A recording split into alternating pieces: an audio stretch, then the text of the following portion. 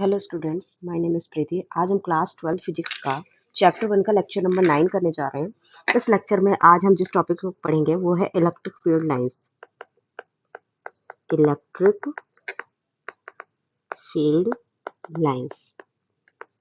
Electric field lines क्या होती है? सपोज मुझे अगर इलेक्ट्रिक फील्ड लाइंस बनानी है तो सबसे पहले हम एक चार्ज कंसिडर कर लेते हैं। ये चार्ज है। मुझे इलेक्ट्रिक फील्ड लाइन अगर इस चार्ज की ड्रॉ करनी है तो सबसे पहले इसके नियर बाई एक हम टेस्ट चार्ज रख लेते हैं। सपोज ये मेरा टेस्ट चार्ज है, दिस इज क्यू नॉट। ठीक है। टेस्ट चार्ज की आप लोग जानते हैं ये पॉजिटिव चार्ज होता है। ठीक है। तो आप जानते हैं जब पॉजिटिव चार्ज से जब ये हमारी फील्ड निकलेगी, ये दोनों कैसे होंगे? रिपल्सिव होंगे। आपकी जिस जिस डायरेक्शन में फोर्स होती है उसी डायरेक्शन में इलेक्ट्रिक फील्ड होती है। तो ये आपकी इलेक्ट्रिक फील्ड की डायरेक्शन है। ये किस तरह से? ये आउटवर्ड है। ठीक है। आप कहीं भी टेस्ट चार्ज रखेंगे पॉजिटिव चार्ज से जो फील्ड होगी वो आउटवर्ड होगी। ठीक है। तो पॉजिटिव चार्ज से जो फील्ड होगी हमारी आउटवर्ड होगी। अगर मुझे नेगेटिव चार्ज की ड्रॉ करनी है, ठीक है, तो नेगेटिव चार्ज के पास हम एक टेस्ट चार्ज रखेंगे प्लस क्यू नॉट। ठीक है। टेस्ट चार्ज जो भी होता है ये हमारा पॉजिटिव होता है। ठीक है। तो जब हम इसको इसके पास रखेंगे तो ये फील्ड कैसी, इसका फोर्स कैसा होगा? अट्रैक्टिव फोर्स होगा। ठीक है। इस चार्ज का फोर्स कैसा होगा? ये अट्रैक्टिव। तो यही इसकी डायरेक्शन होगी इलेक्ट्रिक फील्ड की। तो इसकी जो फील्ड लाइंस होगी इनवर्ड होगी। कहीं पे भी आप टेस्ट चार्ज रखेंगे तो इसकी जो फील्ड आएगी आपकी इनवर्ड आएगी। ये आपकी आ जाएगी इनवर्ड। तो आप लोग इलेक्ट्रिक फील्ड लाइन की डेफिनेशन में लिख सकते हैं, it is the path, it is the path followed by, it is the path followed by unit positive test charge, unit positive test charge, unit positive test charge when placed in electric field. Electric field is called electric field lines. Electric field lines. इसका जो path होगा वो किसी भी तरह का path, इसका किस तरह का हो सकता है? पाथ इसका स्ट्रेट भी हो सकता है, ये इसका पाथ कर्व्ड भी हो सकता है। ये आपका स्ट्रेट और कर्व्ड किसी भी तरीके का हो सकता है। ठीक है। तो आप लोग फील्ड लाइंस पॉजिटिव और नेगेटिव चार्ज की ड्रॉ कर सकते हैं। अब हम लोग पढ़ लेते हैं इसका प्रॉपर्टीज ऑफ इलेक्ट्रिक फील्ड। इसकी प्रॉपर्टीज पढ़ लेते हैं। प्रॉपर्टीज की सबसे पहली प्रॉपर्टी क्या कहती है? Electric field lines are continuous curve without any break. मतलब ये जो फील्ड लाइंस होती हैं ये बिना ब्रेक के बढ़ती है। अगर पॉजिटिव चार्ज से आउटवर्ड है, ठीक है, तो ये बिना ब्रेक के बिल्कुल आउटवर्ड जाएंगी। ठीक है। और अगर ये नेगेटिव चार्ज से इनवर्ड आ रही है तो ये बिना ब्रेक के ही आएंगे। ठीक है। इनमें कोई ब्रेक नहीं होता। तो इसकी जो पहली प्रॉपर्टी होगी उसको हम लोग इस तरह से लिखेंगे, electric field lines, electric field lines are continuous curve without any break. अब इसकी सेकेंड प्रॉपर्टी क्या कहती है? इसकी सेकेंड प्रॉपर्टी जो होती है इलेक्ट्रिक फील्ड लाइंस, मैंने अभी पॉजिटिव चार्ज और नेगेटिव चार्ज की जो फील्ड लाइंस उसको ड्रॉ किया है। तो मैंने पॉजिटिव चार्ज में देखा कि जो फील्ड्स आ रही थी वो आउटवर्ड आ रही थी और नेगेटिव चार्ज में इनवर्ड आ रही थी। तो इसको हम लोग कैसे लिख सकते हैं इसकी प्रॉपर्टी में? Electric field lines,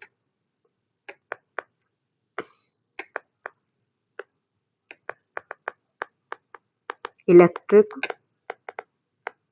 field lines is outward for positive charge and inward for negative charge.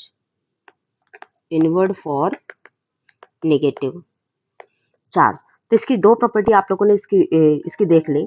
अब हम लोग इसकी जो है थर्ड प्रॉपर्टी देखते हैं। सब एक मुझे छोटा सा टर्म आपको बताना है कि इलेक्ट्रिक डाइपोल क्या होता है। इलेक्ट्रिक डाइपोल के बारे में आप लोग थोड़ा सा जान लीजिए। इलेक्ट्रिक जब दो इक्वल एंड अपोजिट चार्ज, जैसे ये नेगेटिव चार्ज है ये पॉजिटिव चार्ज है, ठीक है, ये इलेक्ट्रिक डाइपोल कब बनाएंगे? Electric dipole. ठीक है। तो इससे हमें पता है जब नेगेटिव चार्ज में जो फील्ड होती है वो एंटर करती है, तो हम पॉजिटिव चार्ज से जब नेगेटिव चार्ज की तरफ, तो इसमें पॉजिटिव एंटर करती है, पॉजिटिव से निकलती हैं और नेगेटिव चार्ज में एंटर करती हैं। तो हम लोग इस तरह से इसकी फील्ड लाइन ड्रॉ कर सकते हैं। ठीक है। नेगेटिव चार्ज में कैसे करती है? एंटर करती है। तो हम लोग इस तरह से इसकी फील्ड लाइन ड्रॉ कर सकते हैं। इसमें एंटर कर रही है और इससे बाहर निकल रही है। ठीक है। तो इलेक्ट्रिक डाइपोल बनेगा कब? जितनी फील्ड पॉजिटिव चार्ज से बाहर निकलेंगी उतनी ही फील्ड नेगेटिव चार्ज में एंटर करेंगे। क्यों? क्योंकि इनका टोटल चार्ज जीरो, किसी भी डाइपोल का जो टोटल चार्ज होगा वो जीरो होगा। ठीक है। तो यहाँ पे इसकी हम एक डाइपोल की इलेक्ट्रिक फील्ड लाइन इस तरह से ड्रॉ कर सकते हैं। ठीक है। अब हम इसकी जो थर्ड प्रॉपर्टी है इसको लिख लेते हैं। Electric field lines electric field lines starts from electric field line starts from positive charge and ends on negative charge. Hence, they do not form a closed loop. Hence, they do not form a closed loop. आपने positive charge का इसमें देखा कि positive charge से जब निकल रही है तो उसमें एंटर कर रही है, तो ये क्लोज लूप नहीं बना पा रही है। ठीक है। तो इसकी एक ये प्रॉपर्टी ये भी होती है, electric field line starts from positive charge and ends on negative charge, hence they do not form a close loop. तो इलेक्ट्रिक फील्ड लाइन कभी भी क्लोज लूप नहीं बनाती है। ठीक है। अब अगर मुझे दोनों, जैसे मैंने ये ऑपोजिट चार्ज लिया, अगर मैं इससे बोल दूं कि मुझे मुझे जो दो सेम चार्ज की फील्ड लाइंस ड्रॉ करनी है, अब मैं कैसे क्या करूंगी इसमें? फोर्थ प्रॉपर्टीज की देख लेते हैं। अगर मेरे पास दोनों सेम चार्ज है, दोनों सेम चार्ज है, अब मुझे पता है पॉजिटिव से भी हमारी कैसी होगी, बाहर निकलेगी, पॉजिटिव से भी बाहर निकलेगी, इससे भी बाहर निकलेगी। ठीक है। ठीक है। पॉजिटिव से बाहर निकलेगी, इससे भी बाहर निकलेगी, तो इसकी फील्ड लाइन हम लोग इस तरह से ड्रॉ कर सकते हैं। ठीक है। अगर मैं ये बोलूं कि Q1 जैसे कि पॉजिटिव चार्ज है। ठीक है। तो ये भी पॉजिटिव चार्ज है। ठीक है। ये दोनों ये डाइपोल नहीं है क्योंकि अपोजिट चार्ज है। तो अगर हम ये मैं पूछूं कि जैसे मैंने पॉजिटिव निगेटिव का एक ड्रॉ कर लिया। ठीक है। अब मैं यहाँ पे नेगेटिव और नेगेटिव का ड्रॉ कर लूंगी। ठीक है। तो अब हम इसकी फील्ड लाइंस किस तरह से बना सकते हैं? पॉजिटिव चार्ज से हमारी बाहर निकलती हुई फील्ड लाइंस बनेगी, ये हमारी बाहर निकल रही है। ठीक है। नेगेटिव चार्ज से क्या करें? पॉजिटिव बाहर, नेगेटिव में एंटर करेंगे, तो ये हम लोग इस तरह से बना सकते हैं। एंटर कर रही है। ठीक है। अब हम इससे क्या करते हैं? इसमें भी एंटर करती है, तो हम लोग इस तरह से एंटर करती हुई फील्ड लाइंस बना सकते हैं। ठीक है।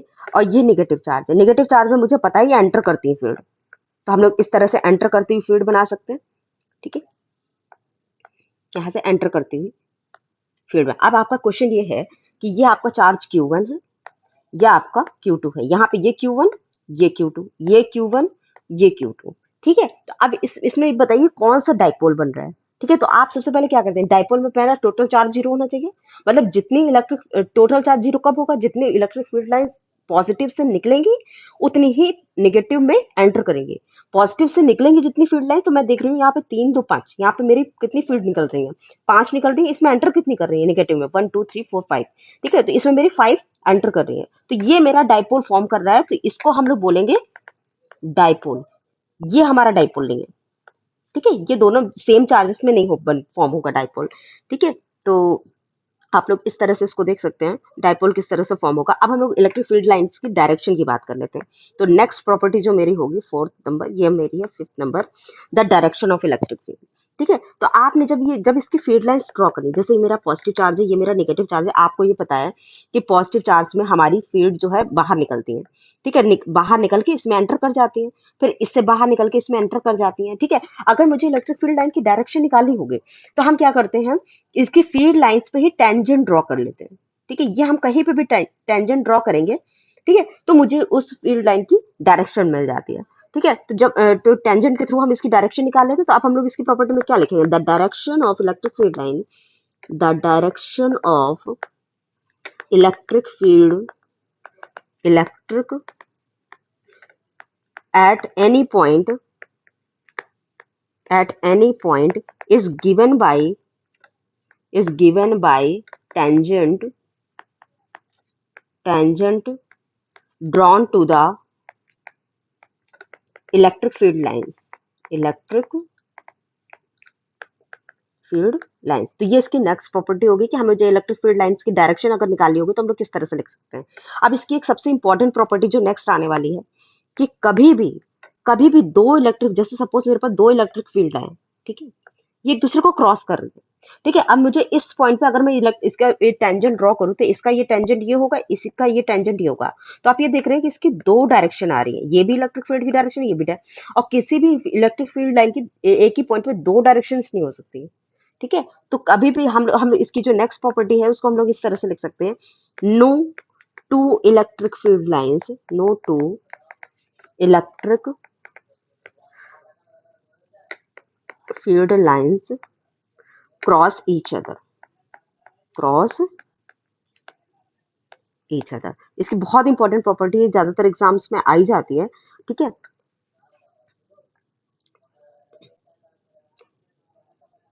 अब हम लोग इसमें एक चीज, एक पॉइंट हम लोग क्यों इंटरसेक्ट नहीं है, क्योंकि at the point of intersection ये क्रॉस क्यों नहीं करे, क्योंकि at the point of intersection inter intersection there would be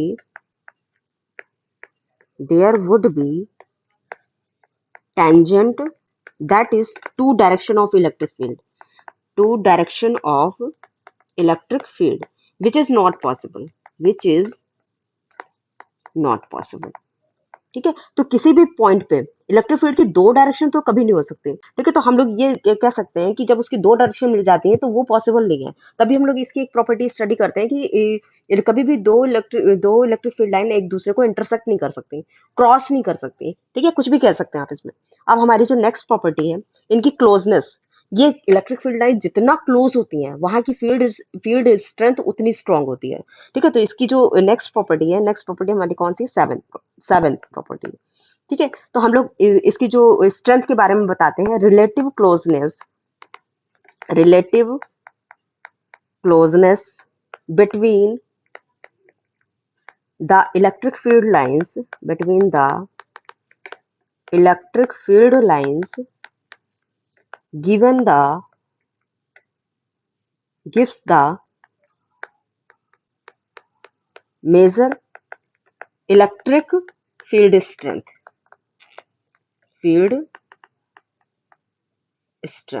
ठीक है, तो रिलेटिव क्लोज मतलब फील्ड लाइन जितना पास पास होंगे, ये सपोज आपकी फील्ड लाइन है, एक फील्ड लाइन आपकी ये है। ठीक है, तो यहाँ ये मेरी E1 है, ये मेरी E2 है, तो कहाँ की स्ट्रांग है, इसकी स्ट्रांग है, तो हम ये कहेंगे कि E1 is stronger than E2। ठीक है, तो if electric field are very close then electric field is high and a vice versa. तो इसको आप लोग इस तरह से भी लिख सकते हैं, if electric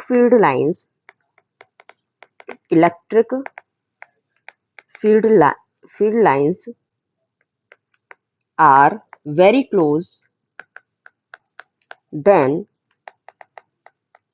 electric field is high and a vice versa, and a vice versa। ठीक है, तो इसकी जो जितना क्लोज होंगे ये, ठीक है, इनकी फील्ड लाइन जितना क्लोज होगी वहां की स्ट्रेंथ सबसे ज्यादा होगी। ठीक है, अब इसकी एक नेक्स्ट प्रॉपर्टी, वो भी बहुत इंपॉर्टेंट प्रॉपर्टी है, हमारी जो 8th प्रॉपर्टी है, वो क्या कहती है इलेक्ट्रिक फील्ड लाइंस के बारे में। ठीक है, इलेक्ट्रिक फील्ड लाइन में सपोज मेरे पास ये कोई प्लेट्स हैं, ये पॉजिटिवली, ठीक है, ये पॉजिटिव प्लेट है, ये हमारी नेगेटिव प्लेट है। ठीक है, अब अगर मैं कभी इन दोनों के बीच में अगर कोई कंडक्टर डाल देती हूँ, ठीक है, तो कंडक्टर में एक खास बात होती है, इसका जो चार्ज होगा वो इसके सरफेस पे रिसाइड करने लगेगा। ठीक है, तो कंडक्टर के अंदर जो चार्ज होगा टोटल, वो हो जाएगा 0। इसका जो सारा चार्ज होगा वो सरफेस पे आ जाएगा, और किस तरह से आएगा, जैसे पॉजिटिव प्लेट है तो यहाँ पे मेरा नेगेटिव चार्ज एक्यूमुलेट हो जाएगा। ठीक है, और इस तरफ मेरी नेगेटिव प्लेट है तो यहाँ पे मेरा पॉजिटिव चार्ज एक्यूमुलेट हो जाएगा, इसके अंदर का जो चार्ज होगा वो हो जाएगा 0। ये इसकी एक प्रॉपर्टी है। तो हम लोग इसको किस तरह से लिख सकते हैं,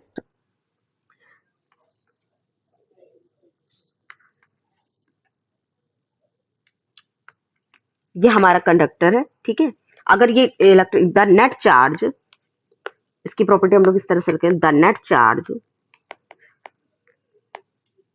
inside the conductor is 0 when placed in electric field। अच्छा, आपको पता है फील्ड की डायरेक्शन क्या होती है, पॉजिटिव से नेगेटिव की तरफ होती है। ठीक है, तो फील्ड जब भी इलेक्ट्रिक फील्ड के अंदर जब कोई कंडक्टर प्लेस कर दिया तो सारा चार्ज उसके सरफेस पे आ जाता है, उसके अंदर जो चार्ज होता है वो हो जाता है हमारा 0। तो ठीक है, वो कंडक्टर किसी भी तरह, अगर आपने स्फेरिकल कंडक्टर ले तो इसके सरफेस पे चार्ज आ जाएगा आपका। ठीक है, कंडक्टर आप किसी भी तरह का ले सकते हैं। तो आज तो हम लोग इसमें एक चीज और लिख सकते हैं, all the charges given to the conductor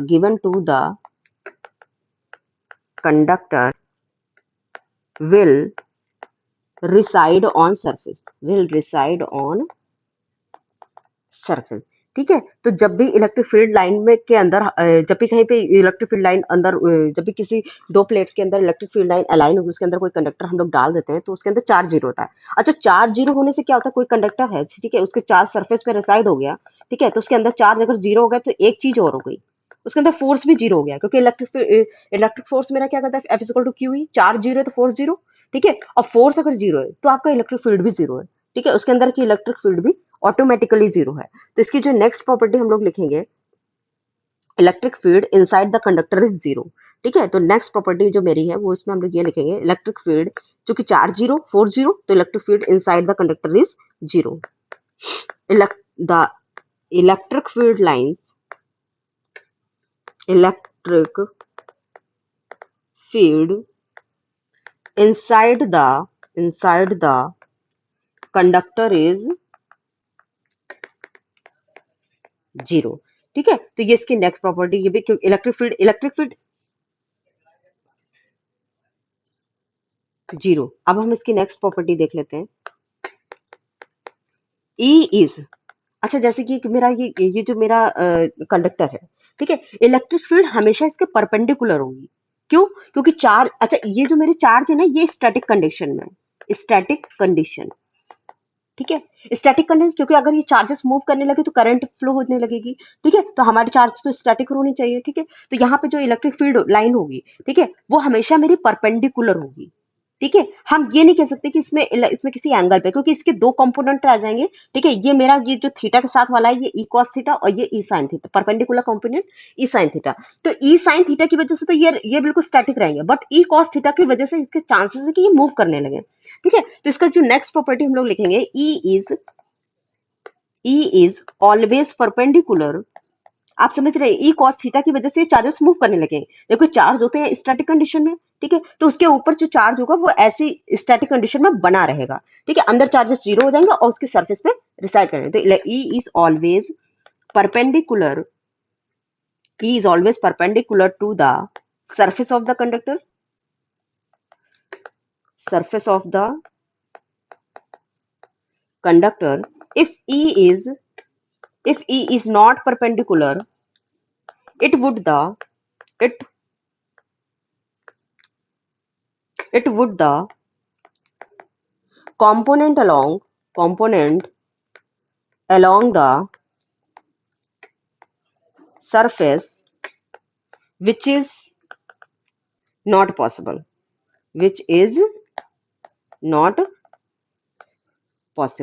ठीक है, अब अगर ए कॉस थीटा को मुझे 0 करना है, सपोज ये मेरा थीटा के साथ जो ए कॉस थीटा को अगर मुझे 0 करना है, तो मुझे क्या करना पड़ेगा, मुझे कॉस थीटा को 0 लेना पड़ेगा, कॉस थीटा को 0 लेना पड़ेगा। कॉस थीटा को 0 नहीं, कॉस थीटा को 0 लेना पड़ेगा और थीटा मेरा कितना हो जाएगा, 90, कॉस 90 मेरा 0 हो जाएगा। ठीक है, तो ए कॉस थीटा का कंपोनेंट मुझे कैंसिल करना पड़ेगा, तो यहाँ पे मेरी इलेक्ट्रिक फील्ड जो लाइन होंगे वो परपेंडिकुलर हो जाएंगे। तो ई साइन थीटा की वजह से ये हमारा इलेक्ट्रिक फील्ड लाइन इस तरह से मूव करनी है। अब इलेक्ट्रिक फील्ड लाइन आपको ड्रॉ करनी है, एग्जाम में आपके क्वेश्चन जो आएंगे सीबीएसई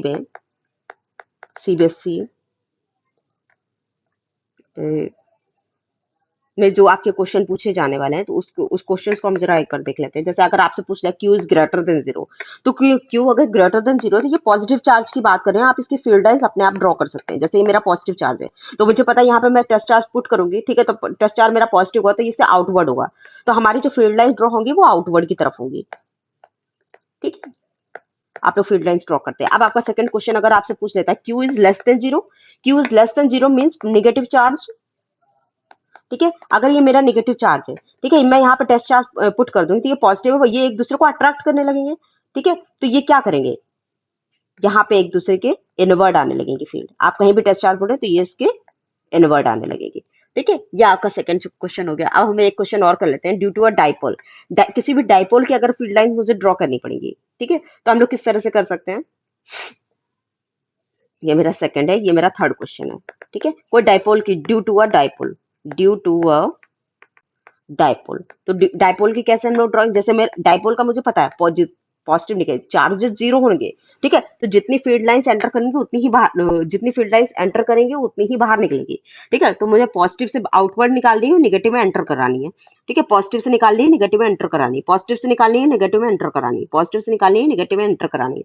पॉजिटिव से हमारी बाहर निकल जाएंगी, ठीक है, और नेगेटिव में बाहर निकल जाएंगे, इस नेगेटिव में एंटर कर लेंगे। इलेक्ट्रिक फील्ड लाइंस इसमें इक्वल होनी चाहिए, क्योंकि चार्ज, जो डाइपोल के अंदर जो चार्ज होता है, नेट चार्ज, वो जीरो होता है। ठीक है, तो आप लोगों को इस तरह से ध्यान रखना पड़ेगा। अगर सपोज मेरे पास दो पॉजिटिव सेम चार्ज गिवन है, ठीक है, तो नेक्स्ट जो आपको क्वेश्चन है, सपोज मेरे पास दो पॉजिटिव चार्ज है, तो आपको पता है दोनों पॉजिटिव चार्ज ये दूसरे को रिपल करेंगे, इनकी फील्ड लाइंस भी एक दूसरे को रिपल करेंगे, तो ये आपस में आउटवर्ड इस तरह से बनाएंगे फील्ड। ठीक है, ये हमारी आउटवर्ड फील्ड लाइन इस तरह से होंगे, ये आउटवर्ड होंगी। ठीक है, जितनी फील्ड लाइंस इधर होंगी उतनी फील्ड लाइंस उधर होगी। ये कुछ इसमें नेसेसरी नहीं है, क्योंकि हम पॉजिटिव चार्ज की ड्रॉ कर रहे हैं। अगर मुझे किसी, due to a positive charge conductor, अगर मुझे कोई पॉजिटिव चार्ज कंडक्टर की वजह से ड्रॉ करनी है, तो हमारा जो नेक्स्ट क्वेश्चन है, कोई पॉजिटिवली चार्ज, ये मेरा कंडक्टर है, ठीक है, ये मेरा पॉजिटिवली चार्ज है, मुझे पता है किसी भी कंडक्टर के सरफेस के परपेंडिकुलर इलेक्ट्रिक फील्ड लाइंस होते हैं, तो ये हमारी परपेंडिकुलर होगी। ठीक है, तो आप लोग इस तरह से आउटवर्ड की तरफ ड्रॉ कर सकते हैं। ठीक है, परपेंडिकुलर होंगी, आउटवर्ड होंगी पॉजिटिव की वजह से। ठीक है, तो ये हमारा यहाँ पे लास्ट क्वेश्चन था। ठीक है, अब आज आज के लिए सिर्फ इतना ही। Thank you.